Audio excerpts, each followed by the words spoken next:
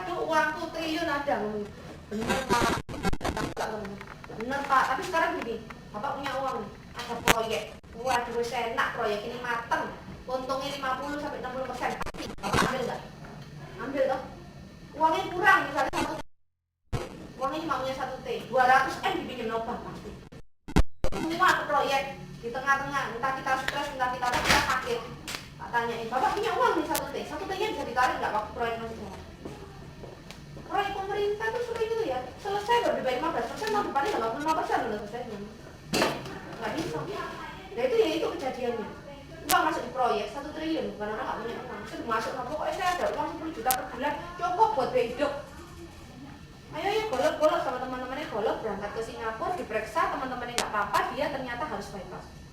Kumpul dan terus telepon ke kakaknya, aku pinjam 500 juta, nanti aku pulang Pak, kembaliin. Kakaknya jawab, ya lah kamu pulang sembuh, hidup, kamu mati. Bojomu bisa tambah ya. Pasti. Baru dia ingat, oh iya udah polisi Indonesia. Aku nggak nyangka loh uang 500 juta itu demikian berharga. Aku sakit punya, tapi di proyeknya bisa ditarik enggak? Jadi saya ketemu orang kaya-kaya, tak omong bener Pak, Bapak punya uang liquid kan? Tapi begitu ada tender besar dan jelas untungnya, Bapak ambil nggak 50%? Nggak, masih normal, masih diambil Pak, saya aja punya uang sedikit tak ambil. Proyek jelas 500 M, masuk nggak mau? Iya kan? Itu orang normal masih ambil. Nah, kalau waktu itu di tengah ada resiko. Kalau ketemu orang sama, orang kaya sama, makannya nasi, nggak usah takut. Saya dulu naik bemo ke rumahnya orang di Grand Family apa, nggak pergi naik bemo, turun mana. Ternyata terus naik taksi sebentar, ini pulang naik apa? Oh tadi naik taksi gitu, dipanggil taksi turun di mana, naik bemo lagi. Ya hemat, dulu gitu, nggak apa-apa mau rumah di Geraha 5. Kalau kita naik taksi kan beda tuh. Oh ya tadi diantar taksi gitu. Panggilin taksi ini turun di Medan Sungkono dari mana, ganti lagi bemo. Yang penting kita pede, karena ketemu nasabah. Sebetulnya kalau ngomong skill, ya toh, nasabah itu gak ada apa-apanya kok sama kalian. Yang training kalian, ya, di training Pak Farid sudah jago. Apa? Gak training, kita salah-salah dikit juga. Terus ini Bikes tadi kenapa? Caranya Bu, pengalaman Bikes Bu. Pengalaman Bikes besar. Jualnya sesuai kebutuhan. Kalau orang kaya dijualin 100 juta, ke yang sisi kabur 100 juta, apa kira-kira gimana? Saya dulu pertama kali bikin itu gara-gara ini loh, nawarin ke orang, kan orangnya punya uang ya, tak buatin 1 juta, UP-nya PA 100, sisi kabur 100, ya itu kan, ditoleh aja enggak, dilirik gini ya enggak. Terus tak pikir, aku enggak tertarik sih. Terus tak pikir-pikir lagi, kenapa ya? Terus aku datang, temanku barusan sakit awal, dapat klaim 1 M. 4 hari kerja loh udah bisa bayar. Oh iya tak? 1 M itu berapa 1 M? Langsung gitu. Oh berarti salah. Aku asalnya ngomong udah kesel loh gitu. Datang nggak diambil terus kerja ceritain, ambil mampir. Pokoknya aku nggak punya mampir karena nggak bawain makanan apa ya udah ngomong. Oh ternyata kalau istilahnya 100 juta mungkin di berangkasnya atau dia dilaji ya 200 juta. Tapi kalau 1 M walaupun mungkin dia ada, dia mikir 1 M itu kan banyak, sayang kan uang segitu. Jadi jualnya sesuai itu. Kita kan ngomong, Pak, Bapak ini istilahnya orangnya mampu kan dia. Kira-kira misalnya berobat di Indonesia atau di Singapura, pasti di Singapura. Teman saya barusan di Singapura sakitnya kanker. Kalau yang kemo 1 paket yang nggak sakit itu habisnya sampai 700 juta. Nah kalau Bapak sekarang ikut 100 juta, ya Pak bantu gak Pak? Nggak bantu sama sekali kan. Jadi kita jualnya jual kebutuhan. Nggak bantu. 1 M aja minimal. Orang kalau tanya sama saya minimal berapa? Minimal orang ikut punya asuransi. Kalau dikategorikan cukup ya, harusnya krisis cover 1 M. Saya nggak ngomong minimal 300. Bapak tanya sama saya kan jawabannya tergantung saya tuh. Minimal 1 M. Makanya kalau nanti di sini ya, Anda sudah sukses beli polis. Saya dulu pertama kali ikut polis cuma 1 juta. Terus yang kedua tak beli langsung UP krisis cover 1 M, life-nya 1 M. Ketemu nasabah tak tuh ini Pak polis saya, nama saya kan Pak. Nah, kenapa saya kok ambil kayak gini? Nah, tak balik respect. Cerita saya. Jadi nggak ada di presentasi, ceritanya pas saya ngambil satu. Kenapa? Karena kalau ada apa-apa, uang ini istilah jelek-jelek kan nggak taruh di bank, ya kan? Bisa untuk biaya hidup saya. Nah kalau 100 juta coba dibayangin. Sekarang ring 1 aja ya, ring yang biasa itu 30 juta. Di ring 2 itu sudah 60 juta loh. Kalau 100 juta, belum dokternya belum ngomong nggak cukup.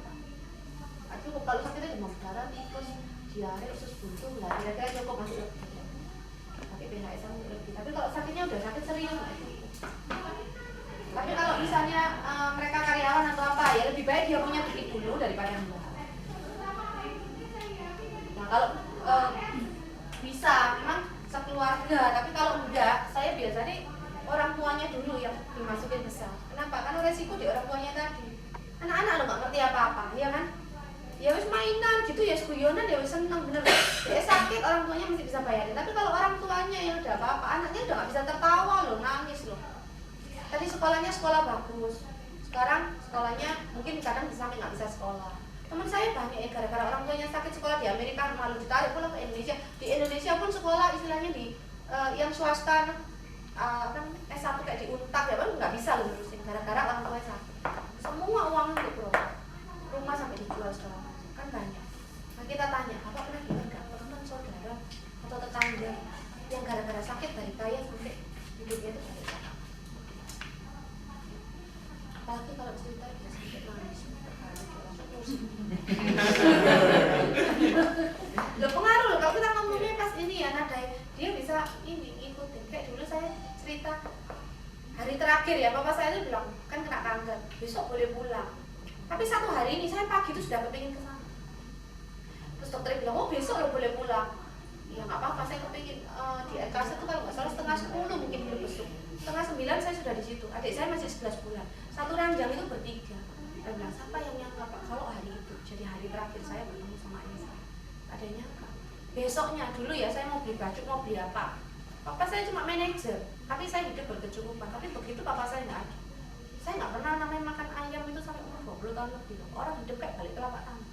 Saya makan tuh cuma nasi sama kecap, nasi sama kerupuk. Kayak gitu loh. Kalau misalnya sekarang bapak nggak prepare, terus bapak istilahnya di posisi kayak keluarga saya, bapak melihat keluarga yang ditinggalin kayak gitu, kira-kira gimana? Ya lah, kayak papa saya. Siapa yang nyangka kalau keesokan harinya ternyata papa saya udah nggak bisa lihat matahari lagi untuk selama ini? Nggak ada yang nyangka, tapi itu terjadi. Orang bilang orang masih muda takut apa? Papa saya mau 31. Tak bilang anak-anak, nggak apa-apa kamu pulang. Makanya teman saya nggak cerita apa-apa. Mama saya nggak kerja, mau setengah mati, uang sekolah telat terus, terus nggak enak, pokoknya nggak enak pol. Makanya saya dari kecil itu saya sudah canangin buat blueprint. Umur berapa saya lulus kuliah, umur berapa saya harus sukses, umur berapa saya capai ini tuh saya sudah buat blueprintnya. Kenapa? Karena nggak enak, nggak bisa. Oh makan ayamnya nggak bisa kok, nggak bisa. Naik becak itu saking dulu tuh saya nakal, nggak punya duit tuh pengen naik becak itu kan udah becak langganan tuh. Ya nggak ngomong gitu ya, nggak bayar namanya ya pak, nanti yang bayar mama saya nggak mau. Saya mau pergi ya pergi aja. Sampai saya makan itu ya, kepengen makan ayam ya. Dulu kan ada ayam barang pemuda ya dari dulu ya. Itu saya bawa nasi, saya di sebelahnya situ ya, saya ngirup gini, saya makan loh, saya ngerasain kayak makan ayam. Enaknya ayam, padahal nasi enak makan. Sampai apa gawe ini kasih dikasih lempel-lempelan. Tapi saya nggak mau sampai tapi jadi orang nggak punya uang nggak enak. Apalagi nggak punya sama sekali gitu loh istilahnya. Ya sampai utang-utang nggak enak. Makanya saya buat blueprint dari dulu. Makanya kalau istilahnya saya ditolak orang, kalau saya ditolak terus down, nggak fight, nggak ada ini hari, ya kehidupan nggak akan berubah. Anda mau berubah kehidupannya, berarti tindakannya harus dirubah. Dan aku nggak cerita sama orang, saya nggak mau pak kejadian ini cukup menimpa saya, cukup saya ngerasain. Jangan sampai keluarga bapak mengalami seperti saya, cukup cerita dari saya, maka persiapan dari sekarang bapak planning. Jadi itu loh. Closingnya bukan gara-gara teorinya pokoknya, lebih banyak ke sharing. Tapi benar yang ngerasain, ada sahabat saya juga maksudnya begitu dia terima klaim apa dia baru ngerasain udah nggak bisa kerja, uang keluar terus, anaknya masih sekolah masih apa nggak karu-karuan. Jadi kita yang pertama kita kalau ketemu nasabah yang penting kita harus pede ya, bangga sama profesi ini. Kenapa? Karena kita bantu orang kok. Kalau hari ini saya nggak datang pak ke toko bapak, namanya pengusaha tiap harinya dipikirin apa? Ya untung gimana besarin toko, gimana ekspansi kan gitu. Bapak nggak pernah pikirin namanya resiko. Makanya saya cerita manajemen resiko. Resikonya kehidupan seperti itu. Lagi resiko. Jadi kan kadang orang kamu datang Bapak namanya pengusaha. Bapak tiap hari bangun tidur sikat gigi mandi, pernah mikir nggak pinjur Pak? Pernah mikir enggak tentang resiko kehidupan atau manajemen resiko? Ya itu Pak tugas saya mau share tentang resiko kehidupan. Apa-apa, yang penting ya orang kalau udah beberapa kali namanya orang ya tak kenal maka tak sayang itu benar. Kalau itu udah beberapa kali orang itu udah beda sama pertemuan pertama kedua. Jadi kalau pertama kedua dicuekin gitu biasa. Diusir ya saya pernah kok. Kalau diusir jangan langsung pergi, nanti nggak bisa balik ke situ. Saya dulu kan pernah coba keluar diusir. Udah enggak. Mau ngomong belum dibilang enggak. Ya nggak apa-apa Pak, tak doain tambah kaya ya Pak nanti. Oh iya Pak, nama saya Liliana Biari. Dia nggak mau dengar ya. Nama saya Liliana, ini kartu nama saya. Nanti kalau suatu saat saya mampir sini lagi, jangan diusir ya Pak ya. Kalau kita langsung tinggalin mau masuk lagi udah nggak bisa. Sana pergi. Nggak apa-apa, tak doain tambah kaya. Saya doain boleh dong, doa baik. Saya tak doain tambah kaya. Nanti kalau saya pas lewat daerah sini lagi, saya mampir lagi sini ya. Tolong jangan diusir gitu. Dan saya mau balik lagi kan saya bilang waktu itu kalau saya balik sini nggak diusir. Saya sudah ngomong ya kan. Udah kunci di depan. Nanti itu diusir lagi. Oke, terus percaya pada Tuhan. Nah ini kan, ini banyak ini. Loh, pendeta yang ikut asuransi di saya juga banyak. Kita ngomong gini, sekarang ya kalau kita minta sama Tuhan, Tuhan saya minta uang, saya minta rezeki. Apa Tuhan dari langit tuh ngirim uang, ini 1 embrol, 1 karung, enggak kan? Enggak, dikasih Tuhan apa? Pekerjaan. Iya kan?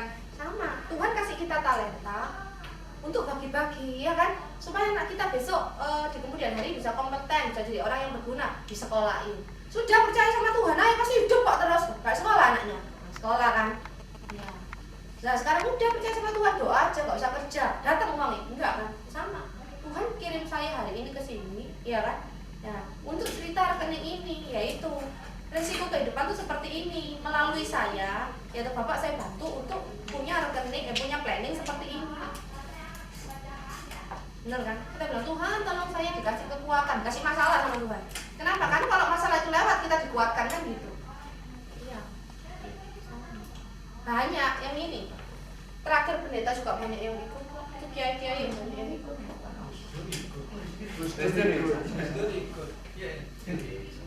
Terjawab ya? Terus ini apa tadi yang banyak double star club? Tipsnya double star club Bu. Tipsnya double star club, udah di breakdown tiap bulannya. Sudah. Terus pencapaiannya kira-kira tiap bulan berapa persen dari target? Belum. Belum. Oh, berarti kurang banyak. Prospeknya yang dibanyain. Nggak usah dihitung. Kalau bisa ya, kalau kita ngitung ya misalnya double star club itu berapa? 688 100 lah ya. 100 dibagi 10 bulan. berapa? Dibagi 10 bulan. Kalau 1 jutaan kurang lebih 70-80 orang ya. Iya kan? Kalau 500-an berarti kan 140 orang ya. Nah, kamu mau mainnya tuh di mana? Di angka 500, di angka 1 juta atau di keluarga? Kalau aku mainnya, aku ngitung keluarga ya pusing kan nanti. 700 juta. Anggap sekeluarga itu, soalnya yang tahu tiap orang nggak sama ya. Misalnya kamu rata-rata closingnya berapa? Sekeluarga berapa? Misalnya 5 juta. Ya toh? Berarti dibagi di 5 juta jadi berapa keluarga? 5 juta itu berarti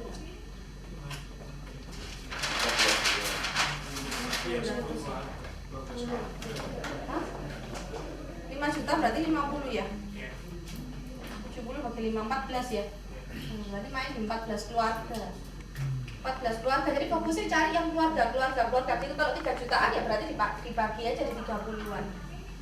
Dibagi di situ. Cuman kalau saya ya banyaknya itu memang dari referensi. Jadi sama kalau kita jadi leader cari key agent. Kalau kita jadi agent cari key client. Harus cari key client. Satu orang yang jadi pusat pengaruh ya. Center of influence, ya. Harus cari yang kayak gitu. Oh kira-kira si A ini temennya banyak. Jadi kamu tangkap dulu si A, terus mungkin di proof flyer, kasih proof flyer, dia yang suruh kenalin itu. Kalau nggak gitu nggak bisa. Atau cari perusahaan 300 ribuan tapi banyak karyawannya, 100 atau 50 untuk dana pensiun yang bayari pihak perusahaan, nanti pensiun yang terima juga perusahaan tinggal kasih ke klien kan, ke pegawainya. Jadi kan enak, dana pensiun sudah ada, kalau sakit ditanggung prudential. Kalau cara masuknya ke perusahaan itu gimana? Kita proposal dulu atau kita memang ada kenalan orang? lebih gampang ada kenalan orang dalam, memang lebih gampang lagi kalau ownernya. Perusahaan ada dua macam. Kalau ownernya langsung enak, kita presentasi di depan ownernya, decision makernya, ownernya, pemegang polisnya PT, udah gak masalah. Nah, tapi kan ada yang juga diserahin ke karyawannya, kamu boleh presentasi tapi uang mereka masing-masing. Nah, kalau itu habis kita presentasi, pendekatannya harus personal satu-satu, lebih susah memang. Kalau ownernya lebih gampang, yang bayarin kan ownernya. Dari ownernya mungkin lebih enak. Kadang nggak mesti, kadang kalau perusahaannya udah go public gitu ya, tapi pusatnya di Jakarta, biasanya cari manajer HRD-nya nggak apa-apa. Telepon mau janjian sama manajer HRD-nya, saya mau sharing tentang program kesejahteraan karyawan. Nanti kita ngomong lebih lanjut. Tapi memang mesti banyak, mungkin 10, kita nyantol 1 atau 2. Kalau saya sih soalnya selama ini banyak ya dari nasabah ya kayak tadi center of influence, sama dari nasabah lama. Jadi nasabah lama ikut di kita dulu ya, tau udah punya klien, sudah punya aset.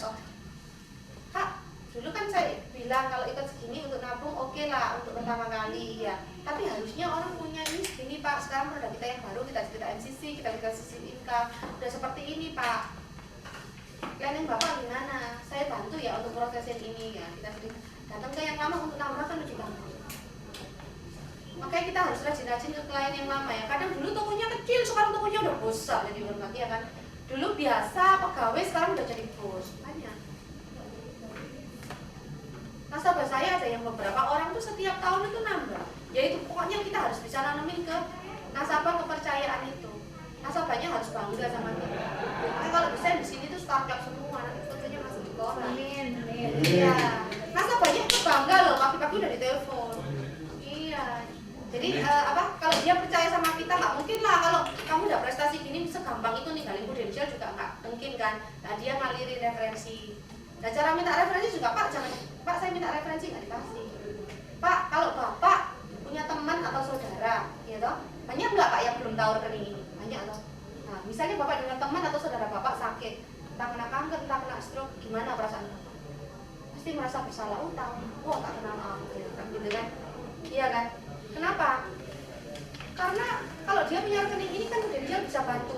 Nah, sekarang kalau misalnya Bapak nggak kenalin ke saya, Bapak bisa nggak nimbang dia 100 juta, apa 500 juta? Sekalipun dia orang kaya. Di mulia Bapak kenalin ke saya, something happen sama dia, kita bisa bantu untuk keluarin uang. Kalau dia mau ngasih referensi tapi nggak boleh nyebut namanya. Itu namanya nggak percaya lah. Sama aja nggak percaya, berarti kenapa kenapa kok nggak boleh? Kalau menurut Bapak rekening ini bagus, kenapa kok Bapak mesti nyembunyiin saya nggak boleh sebutin nama Bapak? Tanya alasannya. Rekening ini bagus Bapak, bisa bantu orang nggak kira-kira jika ada masalah? Bagus itu kan? Bisa, iya. Bapak kalau misalnya rekening ini bagus bisa bantu orang, berapa orang yang Bapak mau bantu? Balik ini ke situ. Atau kadang dia sudah kaya, Bapak sudah kaya, dia uang ada, istilahnya gini. Sekarang waktunya Pak Bapak beramal. Amal tuh nggak harus keluar uang tok loh Pak, amal itu. Iya kan? Bapak kenalin teman saudara ke saya, itu Bapak beramal. Kenapa? Kalau ada apa-apa sama dia, Bapak beri lewat tangannya Bapak, dia tahu ke kita, dia dapat santunan. Menolong nggak? Nah, kalau itu menolong, bagus, bisa bantu orang. Iya kan? Kira-kira berapa orang yang mau Bapak bantu? Ya udah referensi ini. Jadi istilahnya kayak kita minta bantuan, Pak tolong direferensiin aku nggak? Pasti nggak keluar. Kalau Bapak bisa menolong teman Bapak, saudara Bapak sebanyak-banyaknya hari ini, berapa orang yang Bapak mau bantu? Kan keluar, oh ya si A, si B nggak peduli kan?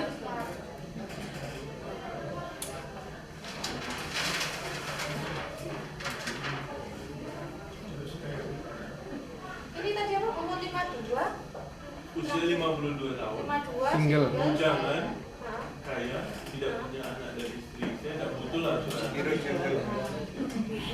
Kita ngomong gini, insurance itu memangnya bukan cover jiwa sebetulnya kan, yang di cover kan bukan jiwa atau kesehatan, yang utama kan harusnya nilai ekonomisnya. Apalagi dia nggak punya anak, nggak punya istri, sorry, suatu saat something happen sama dia sakit, benar dong, yang ngurus siapa, benar kan? Tapi kalau Bapak punya rekening ini, selembar surat cinta ini Pak. Jaga bapak 24 jam full, lah suster aja kalah. Bener kan? Kenapa? Nah, saya cerita kayak gini, bapak nggak punya anak, nggak punya istri, nggak apa-apa. Kalau misalnya nih, misalnya ceritanya, misal bapak berkeluarga, ya punya anak beberapa, ada satu anaknya bapak ini yang sayang banget sama bapak, ya sayang, nurut, ya kan? Terus pokoknya sesuai sama kriteria bapak. Kira-kira bapak mau berbuat apa untuk anak ini? Pasti bapak lakukan yang terbaik kan untuk dia kan? Nah, sekarang Pak, kan memang anak ini nggak ada Pak. Nah, cerita, ya ini Pak, rekening PAA ini gantinya anak bapak. Anak bapak ini jaga bapak melebihi anak kandung 24 jam dia sekarang. Ya, balik ke situ. Benar kan? Ya, istrinya nggak ada, anaknya tapi siapa yang jagain? Kasian. Iya, kasian dia. Mau. Kita mau. Kaya loh. Kaya. Ikutin suami ya. Kalau kayak gitu berarti UP-nya diminimalkan. Tergantung dia kan, ini anggapannya kan juga nabung. Sekarang kita tanya balik ya, tadi yang pertama gitu ya, bisa jaga dia. Yang kedua, bapak berkeluarga atau single pun istilahnya, bapak tetap pensiun kan, masa bapak kerja seumur hidup. Iya. Nah, paling enggak rekening ini bisa bantu bapak untuk dana pensiun. Kita nggak sakit pun waktu pensiun perlu uang kok. Iya. Nggak apa-apa, sesuai kebutuhannya dia. Kalau dia ikut 5 juta ya tetap seperti semula, nggak masalah. Nanti kalau dia di luarnya itu ada uang baru dimasukin PIA. Jadi PIA itu jangan yang utama. Kenapa? Karena kalau ada apa-apa, saya sampai saya PIA-nya diambil, uangnya habis. Tapi kalau dia punya rekening di Prudential, ada apa-apa yang bayar Prudential, PIA-nya masih ada kan gitu. Ya. Jadi dua hal itu, satu bisa jaga dia 24 jam kan. Terus yang kedua, kita single ataupun kita berkeluarga, kita tetap pensiun kok. Lalu di masa pensiun kita kan butuh dana. Paling nggak kita sudah planning untuk masa pensiun. Udah ya, terjawab ya. Ya. Oke, kalau udah nggak ada pertanyaan lagi ya. Nanti sisanya kalau ada pertanyaan nggak apa-apa bisa kontak saya. Nomor telepon Bu. Nomor telepon Bu. Zaman. Telepon lagi boleh nggak kok? Bonus. Saya kan ada nasabah, belum jadi nasabah itu terpergi. Dia sudah punya polis di Prudential, itu satu keluarga tidak milik. Nah, kemarin saya ke sana mau lihat polisnya, dia bilang polisnya di rumah Mbak. Bisanya ketemu saya di bengkelnya dia, kaya. Nah, saya tawarin yang kredit hitam sama LCD. Saya buka 5 juta. Terus dia bilang, saya mau ini apa istilahnya bulan-bulan ini nggak bisa, soalnya mau ngasih keuangannya di coba kan nanti kamu balas kita buat itu juga nggak janji mau ambil loh ya, cuma kalau untuk informasi saya rasa bagus rekeningnya ya itu. Tapi Dia udah bilang printin proposal? sudah, saya nggak laptop sekali kan, saya depannya saya ini manfaatnya ini, dia bilang gila oke bagus, tapi nggak sekarang ya nih ya, dia bilang nanti menghindari. Terus hari ini bisa ketemu, hari nanti ini. Kalau dia misalnya ada di tempat kerjanya nggak usah ditelepon, datangin aja. Dia sering telepon. Cari info dari karyawannya. Cari info dari karyawannya. Saya kadang tuh ada pernah closing gara-gara cleaning service-nya kok. Saya pokoknya sama semua orang baikin aja ya. Aduh, bosnya nggak ada terus. Ada bos saya itu di situ ya. Ikut saya ya. Dia pura-pura ngalamin. Pak, ada ibu ini mau ketemu dari depan sini. Masuk saya. Aduh, Pak, saya juga kenalin siapa dulu. Ngidar terus dikenalin tapi belum pernah kenal. Ini servisnya yang buka jalan. Untuk saya ngantri ini dan itu kasih saya. Saya di belakang aja. Dia dokter kan habis ngeliat, Pak, itu tadi ada tamunya bapak namanya ini. Mau ketemu bapak, tapi saya udah di pintu. Kan nggak mungkin dia ngomong nggak ada. Masuk. Kebetulan kemarin satu itu dia sudah pulang dari luar kota. Nah, rencana hari ini ketemu sama saya jam 3. Yang lainnya saya nanti ngomong gimana. Sudah pending lama kan, sudah 1 bulan. Dia cerita lagi, balik lagi ke risk management itu. Ya Pak, saya di sini nih kan dari risk management. Ya, banyak orang tahunya maksudnya ini bukan sekedar tabungan, bukan sekedar insurance, tapi Bapak paham nggak resiko-resiko dalam hidup? Apalagi Bapak seorang istilahnya pengusaha seperti ini, ya kan? Bapak seorang pengusaha tiap hari ya Bapak pikirin apa ya usaha, gimana bengkel ya, gimana besarin bengkel, gimana cari untung, ya kan? Gimana mungkin ekspansi punya bengkel di tempat lain. Tapi Bapak nggak pernah berpikir tentang resiko yang ada di tengah-tengah. Bapak punya planning itu. Sudah ada polis tadi. Punya polis bagus. Bapak punya polisnya berapa? Mesti tanya, Bapak punya polisnya berapa? Kalau sekarang Pak, krisis cover nggak minimal 1 miliar, itu menurut saya belum mengcover. Kenapa? Apalagi Bapak pengusaha kayak gini. waktu ada apa-apa kan pasti berangkatnya ke Malaysia ke Singapura kan, itu kan uang berapa? Iya kan? Nah, kira-kira polis bapak yang bapak udah punya polis 5 juta per bulan sekeluarga ya? Oh sekeluarga kan berarti kan nggak besar sih. Bagus loh, bagus berarti bapak sudah sadar. Tapi tahukah bapak bahwa maksudnya bapak itu seharusnya di backup berapa? Ya itu tadi kita cerita. Bapak punya aset, bapak punya cicilan nggak? Kan kita ngomong, bapak punya bapak Nggak ada. nggak ada. Ya kebutuhan hidup kita ngomong. Kebutuhan hidup bapak berapa? Nah, misalnya kebutuhan hidup anak sekolah apa-apa bayar karyawan, dan kebutuhan hidup bapak berapa? Kali 12 tambah 01 di sini. Sudahkah bapak punya uang pertambahan segini? Kalau belum berarti bapak belum terbackup sepenuhnya. Resiko loh pak. Balik ke situ. Kita ngomong-ngomong dulu aja baru cerita. Dan sekarang ini susah loh pak. Iya kan? Masuk rumah sakit. Sekarang DB itu loh masuk kita ini kalah sama nyamuk. Guyen-guyen kalah sama yang kecil nyamuk. Coklatnya kok bisa mati itu. Terus nyamuk gitu ya. Trombositnya itu turun itu bisa mati ya kan. Nah, mereka masa terpikir sakitnya bukan sakit parah, mereka juga nggak pikir. Sama orang bisnis tiap hari pikirannya bisnis untung, ekspansi sudah itu pasti. Kalau hari ini saya nggak datang lagi ke bapak masuk mikirin tentang ini risk management di tengah-tengah planning bapak ada risiko. Bengkel ini siapa yang take over? Siapa yang kasih uang bapak? Nggak ada kan? Tanpa key person, bengkel itu sebagus-bagus siapa? Tanpa bapak, bengkel itu nggak bisa semaju sekarang. Ya kan? Nah, alangkah baiknya kalau kita mempersiapkan dalam bentuk tabungan. Kenapa? Oh nggak ada apa-apa, nggak masalah, bapak anggap nabung untuk pensiun, bagus kan? Tapi kalau something happen, bengkel ini cash flow-nya nggak sampai kacau banyak loh. Nasabah saya waktu ada apa-apa, wah uang toko, uang apa ambil dulu untuk berobat nggak balik. Supplier siapa yang bayar? Pegawai siapa yang bayar? Ada struktur pun siapa yang bayar? Ikut siapa? Kalau hari ini ada satu rekening yaitu requisite income yang bisa bantu bapak, bukan sekedar untuk kasih santunan, tapi biaya hidupnya ini kita yang tutupin setiap bulannya. Apa mau nabung ya? Jadi balik ke kebutuhan hidup aja. Jawab ya. Pokoknya pede ya.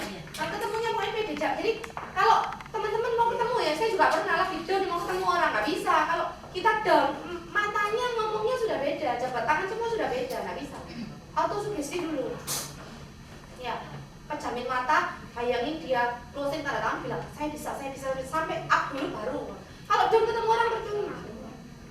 Nanti nasabahnya melihat kita betul ikut ini, ikut loyo. Iya. Tapi kalau kita pede, yang ngatasin saya yakin ketemu orang ini saya kasih yang terbaik dan bisa closing ini bisa. Oke ya, kalau nggak ada pertanyaan lagi saya tutup. Terima kasih. Nomor telepon Bu, Telepon. nomor telepon, tanggal lahir Bu, Tanggal lahir. KTP.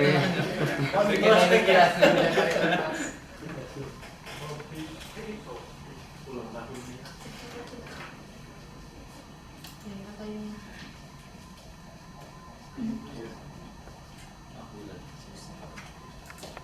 Terima kasih. Oke, terima kasih, tepuk tangan buat Ibu Liliana. Hasilnya luar biasa ya. Sampai molor banyak. Bu, sebentar Bu, ini ada hadiah sedikit dari saya biar Ibu nanti. Polis Bu. Bukan polis ini. Oh bukan. Ya. Ya, makasih, tepuk tangan sekali lagi buat Ibu.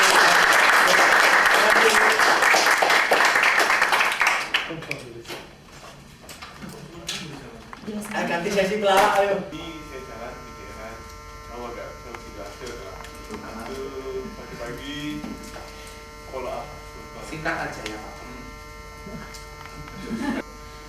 Dapat case ini dari teman suami. Sebenarnya orangnya sih udah punya banyak polis ya. Cuman terakhir dia bilang kamu gak usah datang sini lagi deh, nanti kalau umpamanya aku ikut tak telepon kamu. Jadi aku dapat datang, udah tanda tangan. Lewat ya. Dia ikut untuk pendidikan anaknya, kemudian dia langsung kasih saya, ini ada teman saudara saya yang butuh kita bawa pendidikan, kemudian dia kasih ke saya nomor teleponnya, terus kita janjian ketemu, terus dia rumah Andres, kemudian dia ikut. Dua-duanya ikut untuk bawa pendidikan, yang satunya teman saya sendiri, dia mau ikut untuk pribadi berasa. Graduation, ingat, Anda tinggal kurang 2 pertemuan lagi dan Anda tutup tanggal berapa kemarin? 16 jam 12. Nah, namanya tolong dilihat karena nanti Anda, saya pakai ini. Nanti misalnya Pak Yasin ternyata namanya salah. Apa ada titelnya mau Anda kasih silakan, kan nanti dicetak pakai apa di sertifikat ya, dicek. Bapak Yasin 2, Pak Farid 1, Pak Sudarsono udah 10 Pak ya. 2 lagi Anda boleh. Ini Pak Heri mengundurkan diri. Pak Andre kurang 2, Pak Abdullah kurang 2, Pak Didi baru 1, Bu Lucy 1, Pak Arif 2, Bu Sukarni 2, Pak Yopi masih 0. Jangan diketawain dong. Bu Foni 5 ya. Udah pas ini, minimal maksudnya. Bu Vera 1, Bu Cherry 6, Bu Liliawati 6, Bu April 4, Bu Impon 3, Pak Dendi 9. Nah, Pak Dendi iya sama Pak Sudarsono ya. Kemudian siapa lagi? Bu Ina 6, Pak Joni 4, Bu Melianawati 5, Bu Porung 4. Totalnya Anda 510 juta. Tujuannya harus ada.